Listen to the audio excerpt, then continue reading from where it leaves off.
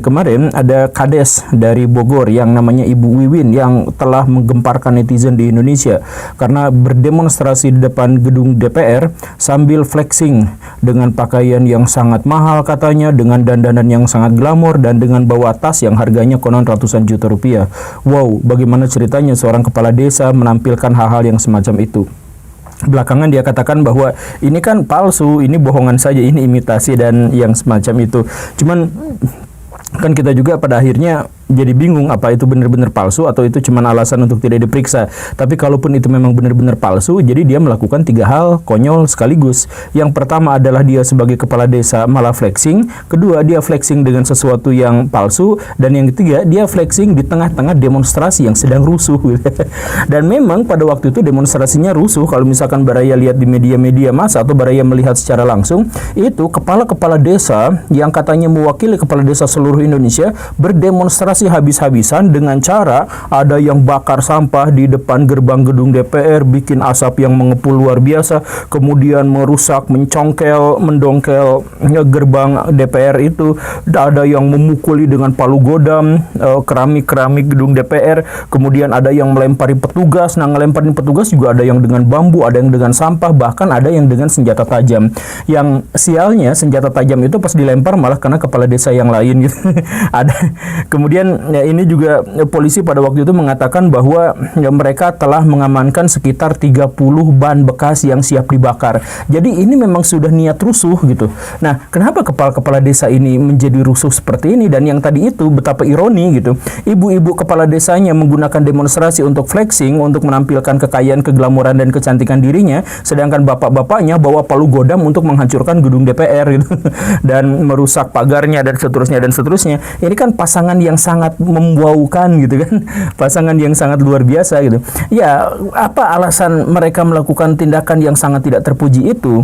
Ternyata mereka itu minta supaya pengesahan pengesahan UU nomor 6 tahun 2014 tentang kelembagaan desa itu dipercepat sebelum pemilu.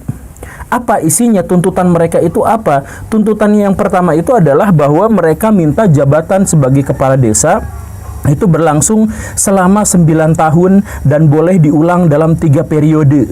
Jadi mereka menuntut untuk bisa berkuasa di desanya selama 27 tahun. Dan kemudian mereka minta supaya gaji kepala desa dinaikkan, dan mereka minta juga dana operasional desa itu dinaikkan, dan mereka minta supaya 70% dari dana operasional desa itu diserahkan kepada mereka untuk mereka kelola. Ini maksudnya demonstrasi ini membuat banyak netizen geram dan tidak mendapatkan banyak apresiasi.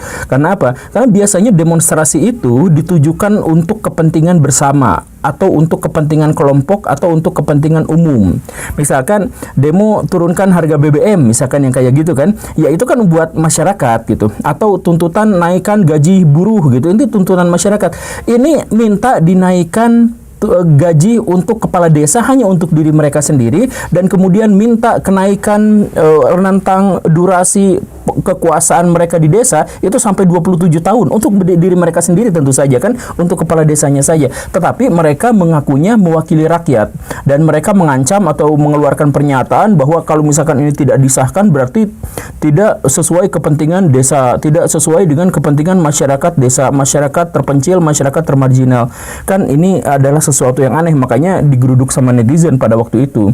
Cuman kita balik lagi ke sebuah pertanyaan. Kenapa mereka yang menuntut untuk mendapatkan hak-hak mereka secara pribadi tetapi melakukan tindakan kekerasan, anarki, dan merusak fasilitas negara atas nama rakyat? Ini kan kenapa bisa seperti itu gitu. Makanya saya secara pribadi, ini mah pribadi ya, dan ini adalah pandangan saya gitu, kecurigaan saya. Jangan-jangan mereka ingin mendapatkan kesempatan korupsi yang lebih besar. Kok gitu? Kenapa ini langsung jumping conclusion ya? Saya jelasin begini Baraya. kalau misalkan Baraya mau melihat tuntutan-tuntutan mereka yang ada 12 biji itu, kebanyakan memang diupayakan sebisa mungkin untuk memuluskan atau untuk memberikan keleluasaan mereka untuk melakukan tindakan-tindakan yang otoritarian gitu di desanya. Jadi misalkan kepala desa harus dipilih secara musyawarah mufakat. Ini sebenarnya ada permainan kalau misalkan musyawarah mufakat gitu ya. Kemudian kepala desa yang tadi itu minta jabatannya itu 9 tahun. Apa alasannya harus 9 tahun? Karena di desa itu kalau misalkan ada pilkades itu sering bentrok. Jadi butuh waktu lama untuk bisa meredakan emosi gitu kata. Alasannya itu adalah seperti itu. Cuman kalau alasannya seperti itu ya kesalahan, kejahatan jangan langsung dijadikan alat legitimasi untuk mendapatkan kekuasaan. Justru kejahatan itu yang harus dihilangkan. Kalau misalkan masyarakat desa itu bentroknya lama, ya berarti mereka harus diajari bagaimana caranya melakukan demokrasi yang baik gitu. Mereka harus menjalankan bagaimana sistem supremasi hukum yang baik gitu. Bukan malah karena mereka itu rusuhnya lama, maka kita juga minta jabatannya lama. Kan aneh gitu. Ini ngaco. Ya selesaikan masalah demokratisasinya di desa, bukan kemudian minta jabatan jadi 9 tahun untuk 1 periode dan mereka minta jabatan sampai 3 periode gitu. Kenapa mereka maksa untuk jadi kepala desa? Ya dan lain-lain lah. Ini banyak sekali tuntutannya, ada 12 bisa dicek. Cuman, nah ini kalau misalkan kita lihat, kita harus akui ya, ini harus kita garis bawahi bersama di sini bahwa salah satu wilayah di mana korupsi terjadi secara masif dan besar-besaran itu di desa. Desa itu adalah wilayah paling banyak korupsinya di Indonesia dibandingkan dengan pemerintahan pusat, misalkan dibandingkan dengan lembaga pendidikan, misalkan desa itu adalah yang paling tinggi menurut ICW dan menurut beberapa lembaga terkait. Nah, kenapa seperti itu? Karena di desa itu, ini harus digarisbawahi, di desa itu orang-orang tidak berani melapor ketika ada kasus-kasus yang dianggap mencurigakan. Jadi masyarakat itu kalau misalkan ada sesuatu itu mereka bungkam. Saya punya banyak teman LSM di kampung-kampung yang terpelosok yang seperti itu. LSM itu selalu menemukan ada kasus-kasus korupsi yang dilakukan oleh kepala desa dan jajarannya. Dan yang menjadi korban siapa? Rakyatnya. Tetapi ketika rakyat, ayo kita lapor kepada polisi, mereka enggan, mereka nggak mau. Mereka tidak mau berurusan dengan polisi karena urusannya bakal lebih panjang, mereka belum tentu mendapatkan hak-haknya. Jadi apa? Jadi apapun yang dilakukan kepala desa sampai bahkan korupsi yang paling fatal sekalipun, rakyat akan bungkam, akan diam. Itulah yang menyebabkan kenapa desa menjadi sarang koruptor. Itu yang pertama. Kemudian yang kedua, orang desa itu tingkat kemiskinannya lebih tinggi. Atau misalkan kita mengasumsikan seperti itu, atau masyarakat desa menganggap bahwa mereka memang lebih miskin daripada orang-orang kota. Karena mereka menganggap bahwa diri mereka itu miskin, maka mereka merasa bahwa setiap ada kasus korupsi, setiap ada apa adalah sesuatu hal yang biasa gitu. Ya ada gimana lagi, udah kita mau sebagai rakyat kecil gitu. Jadi mental kemiskinan orang itu akhirnya membenarkan setiap kasus-kasus penyelewengan dana atau korupsi secara umum. Itu yang masalah di desa. Kemudian yang ketiga, di desa itu pengawasannya sangat tidak ketat. Kalau di kota kita menemukan ada wartawan, ada begitu banyak pengacara, ada banyak LBH, ada banyak orang yang nguntit-nguntit ke sana ke sini, ada petugas-petugas pemerintahan dan lain sebagainya. Nah, tetapi di desa-desa tidak banyak yang seperti itu, sehingga kepala-kepala desa itu relatif sangat leluasa untuk melakukan tindakan korupsi. Begitu. Itu cek saja kalau misalkan Baraya tidak percaya, ini datanya dari ICW, memang kebanyakan korupsi itu terjadinya di desa. Kemudian alasan berikutnya, kenapa di desa itu banyak sekali korupsi? Karena di desa itu luput dari mata media massa. Jadi kalau misalkan korupsi di DPR itu media massa gercep langsung memberitakan. Karena mereka juga butuh uang dan butuh sensasi. Dan karena itu berita-berita soal korupsi itu mudah sekali untuk bisa diakses, mudah sekali untuk dicari. Tetapi korupsi di desa itu sedikit sekali bisa mendapatkan sorotan dari media karena jauh, karena aksesnya susah, karena di kota saja sudah cukup banyak yang seperti itu. Jadi di desa kurang sekali sorotan dari media massa, dan ditambah lagi koneksi antar para pejabat daerah di desa itu tidak bisa kita kontrol.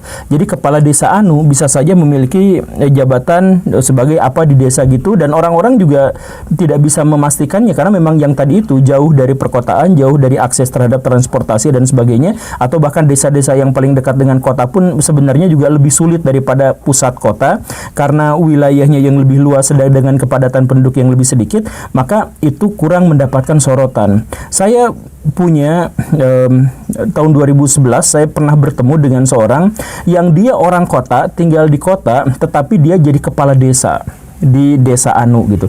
Nah, karena saya tanyain kenapa bisa seperti itu. Ya, dia bertugas seminggu sekali. Jadi hanya hari Minggu dia pulang ke desa, kemudian ngatur begini begitu, kemudian pulang lagi dan bekerjanya di kota. Dia katakan dia bisa mendapatkan jabatan sebagai kepala desa itu setelah dia menghabiskan uang ratusan juta rupiah ngobrol sama warga desa, ya ngasih kopi, ngasih apa segala rupa. Akhirnya dia memang mendapatkan fasilitas itu. Luar biasanya apa? Luar biasanya bagaimana ceritanya seorang kepala desa berupaya habis-habisan untuk mendapatkan jabatannya, mengeluarkan uang sampai ratusan juta rupiah, padahal gaji kepala desa pada waktu itu sebenarnya kecil.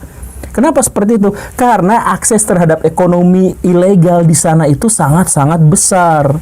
Dan Baraya tahu nggak, orang yang dimaksud itu, yang saya bertemu dengan dia tahun 2011 itu adalah penulis buku-buku Islam, tata cara sholat sekian-sekian, yang kayak gitu. Jadi, wah, korupsinya luar biasa. Saya tanya kepada dia, kok bisa seperti itu? Ya nggak apa-apa, ini memang sistemnya di negeri ini sudah seperti itu, masa kita mau menolaknya? Ya memang sudah begitu, apa boleh buat gitu. Dia nggak ngurus desanya, orang dia datang ke desanya aja cuma seminggu sekali, dia hanya ngurus ekonominya, dia hanya ngurus duitnya saja yang ada di situ. Itu luar biasa. Coba cek Baraya, saya tidak menuduh dan saya tidak mengeneralisir bahwa semua kepala desa seperti itu, tentu saja. Cuman silahkan Baraya cek apakah kepala desa yang Baraya kenal itu kaya mendadak sejak mereka menjabat. Dan laporan Tempo kemudian menyebutkan bahwa beberapa modus atau cara untuk melakukan korupsi atau yang paling banyak dilakukan oleh kepala desa untuk mendapatkan uang secara ilegal itu ada 6. Yang pertama itu adalah penggelembungan dana. Nah, ini biasa sekali ya. Jadi di desa-desa bikin proyek, misalkan perbaikan jalan, itu dananya digelembungkan kemudian untuk dia gitu. Itu yang pertama. Kemudian yang kedua dipakai untuk kebutuhan sendiri. Nah, ini banyak. Jadi secara terang-terangan dia ngambil uang dari pemerintah untuk bikin ini, bikin itu, atau misalkan mengumpulkan dana dari masyarakat untuk bikin ini dan bikin itu, tetapi itu digunakan untuk kepentingannya sendiri. Itu ada puluhan kasus yang sudah ketahuan ya, bukan yang tidak ketahuan. Yang sudah ketahuan itu ada puluhan kasus. Hanya dalam 1 tahun saja, tahun 2022.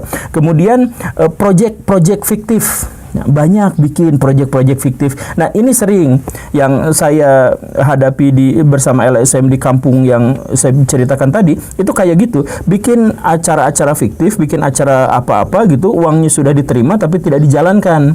Nah, nanti pelaporannya bagaimana? Ya bahkan mereka bikin pelaporan fiktif juga gitu.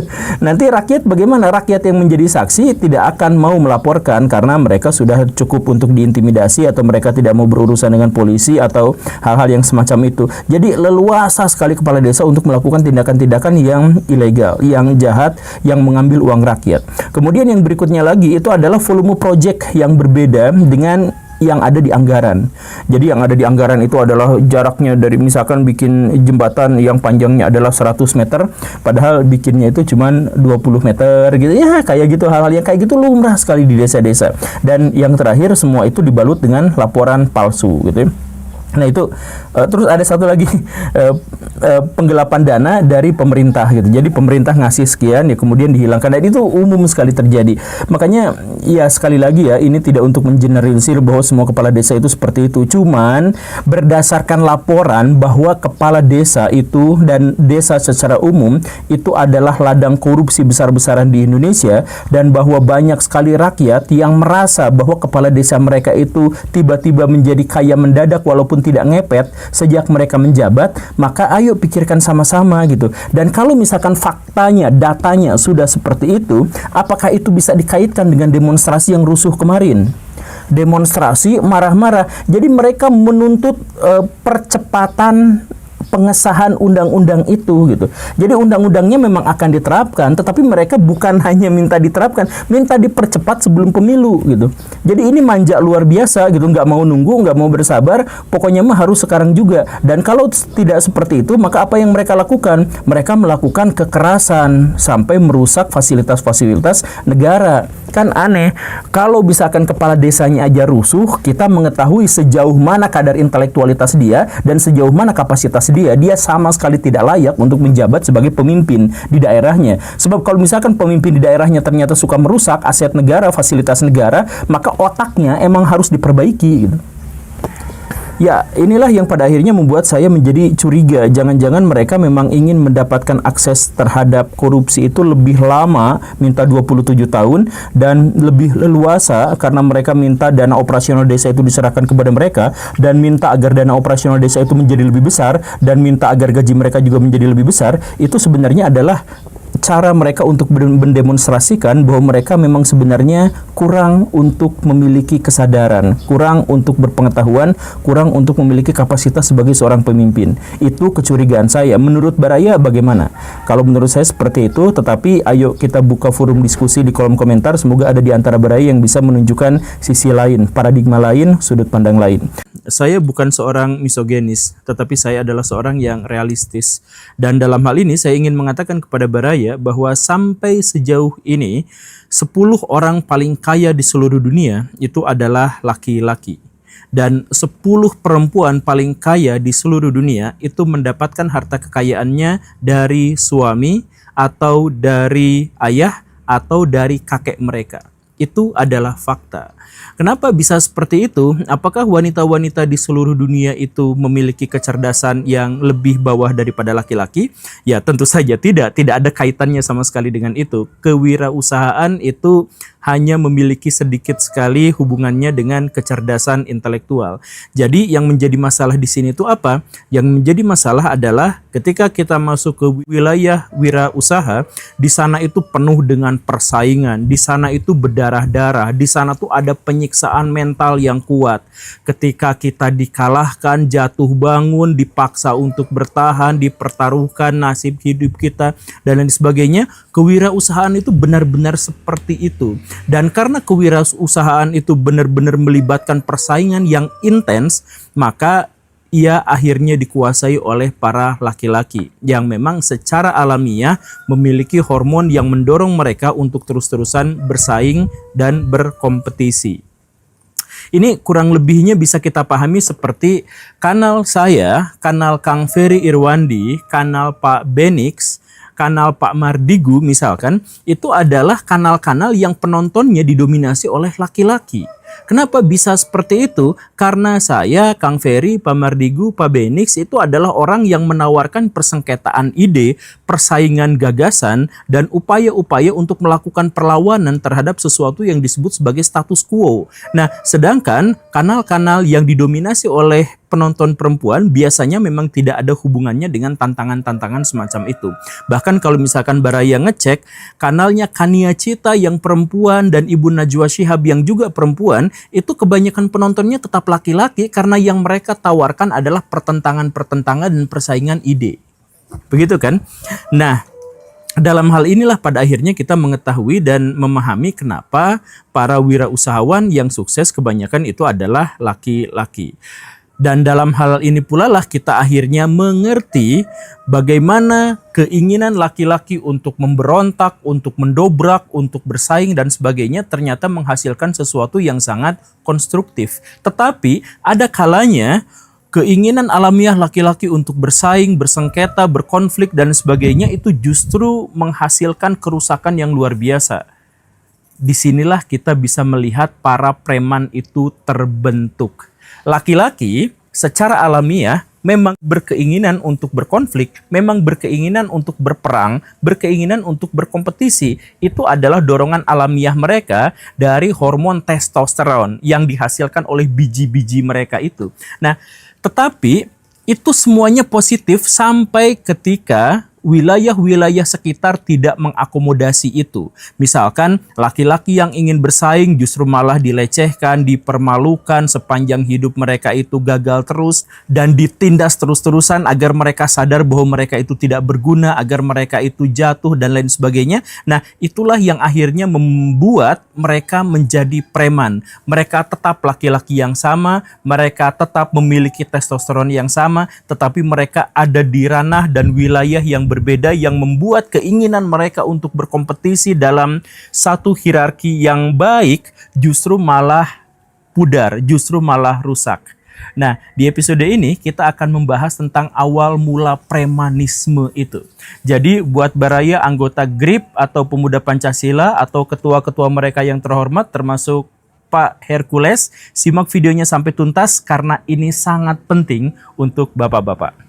Di zaman yang sangat lampau, ketika bumi masih muda, muncullah sel organisme tunggal yang kita sebut secara sederhana namanya adalah bakteri. Sebut saja namanya bakteri.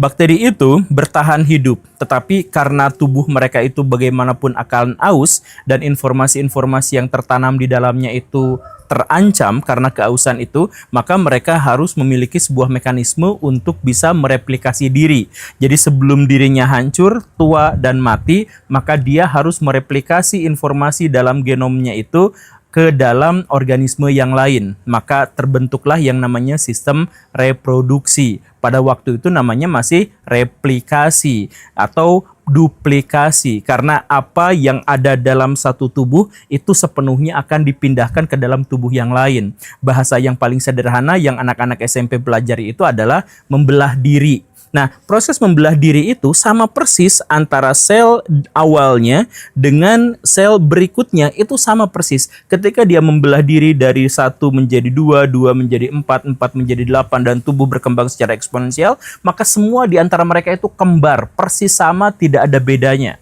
Dan mereka akhirnya berkembang terus sampai memenuhi bumi, dan akhirnya makanan mereka itu menyusut karena jumlah yang memakannya menjadi lebih banyak. Ketika makanan semakin lama semakin sedikit dan jumlah mereka justru semakin banyak, maka muncullah mekanisme baru. Apa itu? Kanibalisme, yang pada gilirannya kita sebut sebagai kemunculan karnivora, di mana ketika organisme-organisme itu gagal untuk menemukan makanannya, maka mereka akan mencoba memakan satu spesiesnya untuk bisa mempertahankan kehidupan mereka. Nah, ketika ada mekanisme baru di mana ada mangsa dan ada pemangsa, mereka bersaing untuk makan, dimakan, kejar-kejaran dan sebagainya. Tapi hubungan antara pemangsa dan mangsa ini monoton. Karena apa? Karena kan seharusnya kalau ada pemangsa dan ada mangsa, ya seharusnya si mangsanya dimakan. Mangsa yang lain yang tidak mau dimakan harus bisa lari lebih cepat, harus bisa mempertahankan diri lebih baik, harus berbadan lebih besar dan kuat, misalkan untuk berhadapan dengan pemangsa. Tetapi karena mekanisme pada waktu itu adalah duplikasi atau replikasi, di mana satu individu sama persis dengan individu yang lain, maka monoton, yang makan kekuatannya sama, yang dimakan juga kekuatannya sama. Nah, ini akhirnya menyebabkan kebosanan. Nah, alam semesta kita ini, bumi tercinta ini tidak menginginkan agar kita itu stuck dalam kebosanan seperti itu. Maka muncullah sejak saat itu yang namanya pejantan, jalu, atau laki-laki, atau pria. Pria itu fungsinya apa pada waktu itu? Pria itu membuat perubahan dari replikasi menjadi reproduksi. Dari awalnya itu cuman copy paste sama persis berikut-berikutnya, antar generasi itu sama aja seperti itu, berubah menjadi ada betina yang bereplikasi, kemudian ada jantan yang memasukkan informasi baru yang sudah berkembang ke dalam si betina itu, sehingga si betina menghasilkan spesies yang sebenarnya sama tapi memiliki keunggulan-keunggulan yang spesifik. Begitu kurang lebihnya. Nah, kenapa seperti itu? Karena si laki-laki atau jantan ini memiliki kecenderungan yang sangat kuat untuk berkompetisi. Jadi alam raya, Ibu Pertiwi, Tuhan itu membuat si laki-laki itu senang sekali, terobsesi sekali untuk bersaing. Jadi ketika dia ada persaingan terus-terusan, dia akan mencoba mengalahkan pesaing-pesaing jantan yang lain, sehingga tersisa hanya satu jantan yang paling kuat. Dan jantan paling kuat itulah yang akhirnya menginfeksikan informasinya kepada si betina, sehingga si betina itu pasti hanya akan melahirkan atau menelurkan generasi berikutnya yang sudah lebih baik. Nah, ketika generasi yang sudah baik itu katakanlah misalkan ada 10, 5 diantaranya adalah jantan. Si jantan itu tidak mau berdamai, si jantan itu satu sama lain akan berperang, akan berkompetisi, sehingga hanya memunculkan satu jantan yang paling kuat. Dan si jantan yang paling kuat inilah yang akhirnya akan membuahi betina yang lain. Begitu, ketika si betina yang lain itu dibuahi, dia dibuahi oleh jantan yang paling kuat. Kemudian ketika dia beranak, anaknya ada jantannya lagi, si jantan akan bersaing lagi satu sama lain untuk mengalahkan jantan yang lain, sehingga hanya jantan terunggul sajalah yang bisa melanjutkan reproduksi. Begitu terus-terusan. Nah, sejak saat inilah persaingan antara mangsa dan pemangsa itu menjadi lebih dinamis. Karena misalkan citah yang paling hebat, jantan citah yang paling hebat akan menyuntikkan informasinya kepada si betina, sehingga si betina itu nanti akan melahirkan citah yang paling bagus. Nanti citah-citah yang jantan itu akan bersaing satu sama lain, sehingga yang berhak kawin hanya citah yang paling bagus. Begitu aja terus-terusan. Nah, maka dalam hal ini kita bisa ketahui bahwa bahkan sebelum manusia itu ada, laki-laki itu memang sudah berkeinginan, terobsesi kuat untuk bersaing dan saling mengalahkan satu sama lain. Jadi si laki-laki menjadi laki-laki itu karena persaingan, karena keinginan untuk mengalahkan pihak lain, dan karena ingin menjadikan dirinya adalah yang paling unggul. Begitu seterusnya. Ketika peradaban berkembang, manusia menjadi ada, kemudian manusia mulai berkompetisi dan sebagainya, kompetisi itu semuanya akan diinisiasi oleh laki-laki. Mereka akan rebutan tanah, mereka akan rebutan harta, mereka akan rebutan wilayah, mereka akan rebutan sumber daya, mereka kemudian menciptakan nasionalisme, patriotisme, yang semuanya itu dimulai dari pikiran-pikiran kelaki-lakian. Jadi kalau misalkan perempuan ditempatkan dalam satu wilayah, kemudian mereka terdiri dari begitu banyak perempuan, mereka akan berkompromi satu sama lain dan berbagi kepentingan mereka dan berbagi sumber daya yang mereka miliki. Tetapi kalau yang ada di situ adalah laki-laki, maka mereka akan berperang satu sama lain hanya untuk menegaskan bahwa sayalah yang menguasai semua sumber daya alam di sini, laki-laki yang lain boleh bertahan di sini tetapi hanya sebagai bawahan saya. Begitu kan? Nah, itulah yang terjadi. Makanya terjadi perang dunia, terjadi perang salib, terjadi perang 80 tahun. Semua perang-perang itu dimulai dari keinginan untuk menguasai dan dimulai dari keinginan untuk bersaing dari para pria itu. Begitu kan? Nah, sekarang kehidupan sudah lebih damai. Indonesia menjadi lebih baik, dunia menjadi lebih baik tanpa perang dan lain sebagainya. Apakah si laki-laki itu kehilangan rasa atau seleranya untuk berperang atau bersaing? Sama sekali tidak. Jadi mereka tetap ingin bersaing, mereka tetap ingin berperang, tetapi mereka mengalihkannya pada sesuatu yang lebih damai, yaitu tadi misalkan kewirausahaan.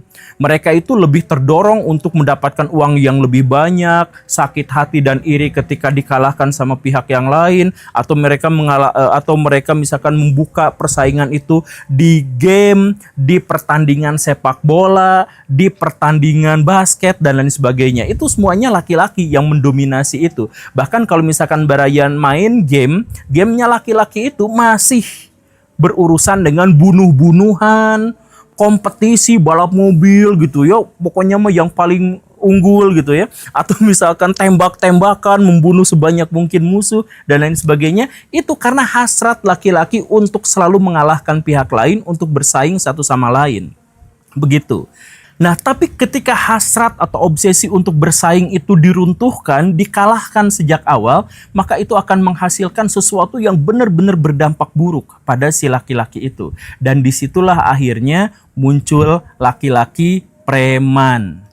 Jadi misalkan ada anak kecil, sejak kecil dia tuh ingin bersaing, bersengketa dengan orang lain. Tapi bisa aja diarahkan untuk menjadi konstruktif kan? Bisa diarahkan untuk berlomba-lomba di antara mereka itu untuk jadi ranking 1, itu bisa. Berlomba-lomba di antara mereka itu untuk menciptakan mainan paling bagus, itu bisa. Tapi ketika misalkan lingkungan membuli dia habis-habisan, atau menekan dia, atau tidak mengakui prestasi-prestasinya, itu akan membuat laki-laki kecil itu sengsara, penuh penderitaan. Dan ketika dia sudah besar, dia akan melampiaskan kemarahannya itu dalam bentuk persengketaan yang lebih sporadis, tidak teratur dan di luar hierarkis. itulah preman. Kita definisikan preman itu adalah orang jahat yang suka malak, yang petantang-petenteng nyari lawan, yang bacok-bacokan satu sama lain, yang kebut-kebutan naik motor dan lain sebagainya. Ya, itu anggaplah kita definisikan sebagai contoh-contoh preman. Begitu kan? Nah, dari mana mereka bisa muncul? Ya, dari keinginan mereka untuk berkompetisi itu tidak diakomodasi oleh masyarakat. Orang yang kebut-kebutan di jalan, weng kayak gitu, itu kan mempertaruhkan nyawanya. Tapi kenapa laki-laki terdorong untuk mempertaruhkan nyawanya?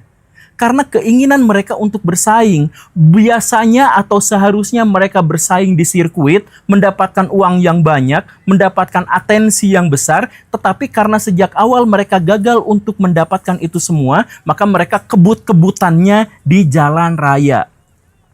Ada laki-laki yang ingin memberantas kejahatan, yang berlatih bela diri sedemikian rupa untuk bisa melindungi orang-orang yang mereka kasihi. Tetapi gara-gara sejak awal mereka tidak bisa diakomodasi, maka mereka akhirnya menjadi preman. Nyari lawan tapi bukan lawan kejahatan, tapi siapapun yang bisa mereka lawan. Rasa sakit hati ketika mereka tidak diakui sejak kecil, rasa sakit hati ketika mereka diabaikan, atau rasa sakit ketika mereka tidak bisa melakukan apa-apa, itu akan menghasilkan preman-preman di masa depan. Ini berbeda dengan, saya mohon maaf, berbeda dengan perempuan. Ketika perempuan menghadapi tekanan yang terus-terusan ketika dia kecil, besarnya dia nggak pede, dia murung, pendiam, penakut. Tapi kalau misalkan laki-laki mendapatkan tekanan yang sama, maka dia justru akan menjadi frontal, sporadis, dan suka petantang, petenteng. Begitu kan?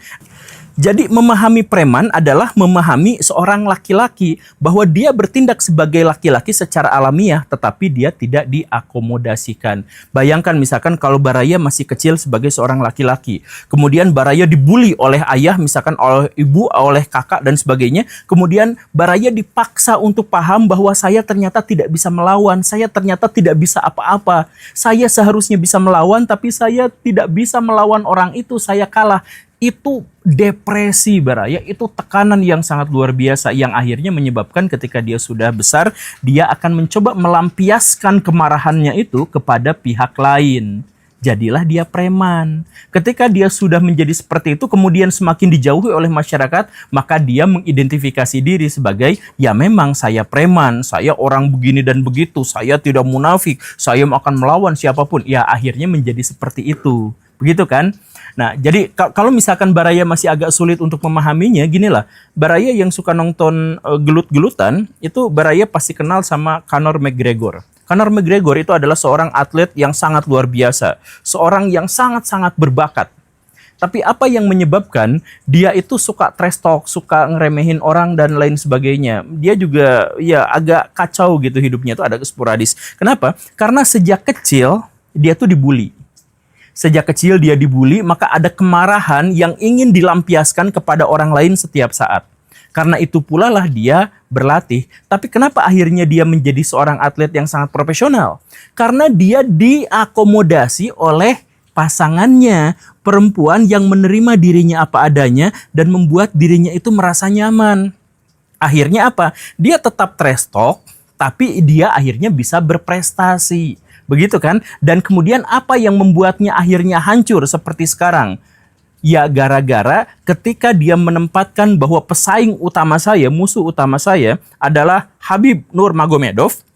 Dan kemudian Khabib itu mengalahkan dirinya dengan cara yang memalukan, maka dia itu depresinya, ketertekanannya itu sangat luar biasa. Sampai-sampai mengurangi performanya di oktagon, kemudian membuat dirinya bikin kasus di mana-mana, begitu kan? Kemudian yang lebih buruknya lagi adalah ini udah menyangkut masalah mental. Jadi pas udah dikalahkan sama Khabib, dia pernah jadi orang baik dalam 2 pertandingan, ngelawan Cerrone sama Dustin Poirier yang kedua. Itu kan baik gitu, jadi orang baik karena dia pengen mengubah, tapi setelah itu jadi jahat lagi. Kenapa kok bisa berubah-ubah yang seperti itu? Ya karena dia tuh berusaha untuk menemukan bentuk seperti semula tapi gagal gara-gara depresi yang luar biasa, gara-gara tekanan yang luar biasa. Kenapa? Karena dia merasa dikalahkan. Ketika seorang laki-laki merasa dikalahkan, itu akan menyebabkan dirinya kacau, dirinya rusak. persaingan itu adalah obsesi dirinya dan itu ada secara internal. Dan itu muncul gara-gara testosteron. Testosteron laki-laki itu, laki-laki paling ngondek itu masih 10 kali lipat lebih banyak testosteronnya daripada perempuan paling kekar. Dan itulah yang membuat keinginan hasrat mereka untuk bersaing itu benar-benar kuat. Dan ketika itu dikalahkan, dia akan menjadi sangat sporadis dan menyerang siapapun, termasuk juga orang-orang sipil yang tidak berdaya. Itulah preman. Jadi Bapak-Bapak GRIP, Pak Hercules, kemudian ya teman-teman pemuda Pancasila dan sebagainya, kan selama ini Bapak-Bapak itu ingin menjadi bagian dari masyarakat. Makanya namanya ormas, organisasi masyarakat. Ingin membantu masyarakat, ingin berkontribusi pada masyarakat, ingin membela masyarakat. Nah, maka silahkan lawan preman-preman yang ada di Indonesia. Tapi untuk melawan preman-preman itu, pahami bahwa para preman itu secara alamiah memang seharusnya seperti itu. Yang membuat mereka gagal itu adalah ketika mereka tidak diakomodasi. Jadi Bapak-Bapak Ormas, selamat berjuang. Saya dukung untuk membaikkan Indonesia, untuk membereskan Indonesia. Lawan premanisme di seluruh Indonesia, kami dukung semuanya Bapak-Bapak. Terima kasih karena sudah menyimak. Saya Guru Gembul, Assalamualaikum warahmatullahi wabarakatuh.